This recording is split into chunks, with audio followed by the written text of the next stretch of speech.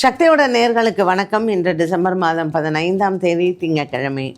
மேஷராசி அன்பர்களுக்கு இன்று குடும்பத்தில் இருக்கக்கூடிய குழப்பங்கள் தீரும். ரிஷபராசி அன்பர்களுக்கு இன்று தன லாபங்கள் உண்டு. பங்கு சந்தையின் முதலீடுகள் லாபத்தை தரும். மிதுன ராசி நேயர்களுக்கு இன்று புதிய ஆடைகள் மற்றும் பரிசுகள் கிடைப்பதற்கு வாய்ப்புகள் உண்டு. கடகராசி நேயர்களுக்கு இன்று நண்பர்களால் நன்மைகள் ஏற்படும்.